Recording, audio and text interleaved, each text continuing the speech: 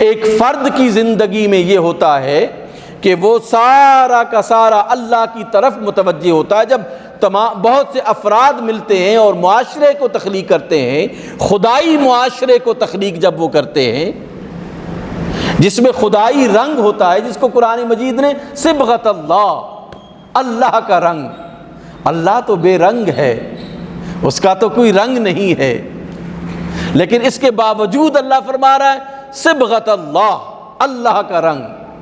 ومن احسن من اللہ صبغۃ، کہ اللہ کے رنگ سے اچھا کس کا رنگ ہو سکتا ہے؟ اللہ کا رنگ سب سے اچھا رنگ ہے، اللہ کا رنگ سب سے اعلیٰ رنگ ہے۔ جو اللہ کے رنگ میں رنگا جاتا ہے پھر وہ ناقابل شکست ہوتا ہے۔ یاد رکھیے، جب کسی اور کا اللہ کے علاوہ کسی اور کا رنگ چڑھاتا ہے تو پھر وہ کمزور ہو جاتا ہے، اس کا استحکام ختم ہو جاتا ہے، اس کی مضبوطی ختم ہو جاتی ہے۔ اللہ کے رنگ میں، اللہ کا رنگ کیا ہے؟ اللہ کا رنگ توحید ہے، اس کی وحدانیت ہے، اللہ کو ایک ماننا ہے، اللہ کے سامنے سجدہ ریز ہونا ہے، اپنے آپ کو تمام طاقتوں سے دور کر کے صرف اللہ کے سامنے جھکنا ہے۔ یہ اللہ کا رنگ ہے۔ وہ کیا کہا علامہ نے؟ آ گیا عین لڑائی میں اگر وقت نماز، قبلہ روح ہو کہ زمین بوس ہوئی قوم حجاز، ایک ہی صف میں کھڑے ہو گئے محمود و ایاز، نہ کوئی بندہ رہا نہ کوئی بندہ نواز، بندہ و صاحب و محتاج و غنی ایک ہوئے، تیرے دربار میں پہنچے تو سبھی ایک ہوئے۔ شان نججتی تھی آنکھوں میں جہاں داروں کی، کلمہ پڑھتے تھے ہم چھاؤں میں تلواروں کی۔ یہ مقام آتا ہے پھر قوموں کی زندگیوں میں کہ وہ سب کے سب اللہ کی طرف، توبوا الی اللہ جمیعا ایھا المؤمنون لعلکم تفلحون، کہ اے لوگو اللہ کی طرف رجوع کرو، اللہ کی طرف رجوع کرو۔ اور وہ درویش تھے جن کی میں بات کر رہا ہوں، جن پر اللہ کا رنگ چڑھا ہوا تھا، جنہوں نے حکومتیں کی تو وہ درویش، جنہوں سے سپہ سالاریاں کی تو وہ درویش، جنہوں نے عدالتیں کی وہ درویش، جو مسند حکومت پر بیٹھے وہ درویش۔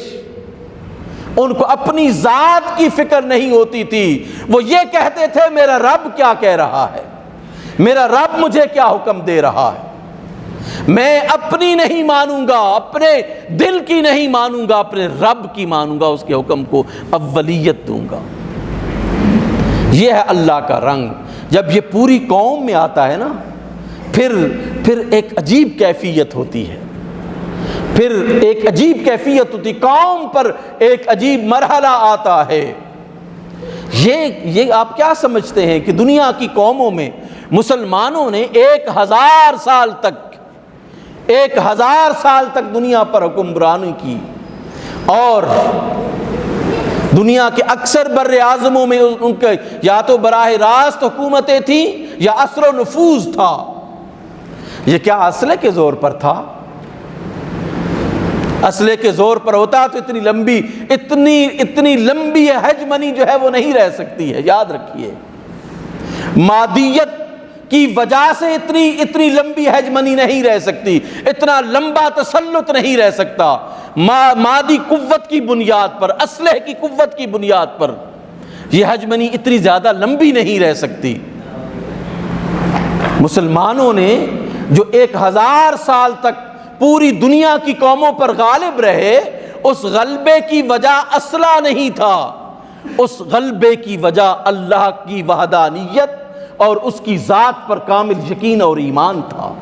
صبغۃ اللہ تھا، اللہ کا رنگ تھا۔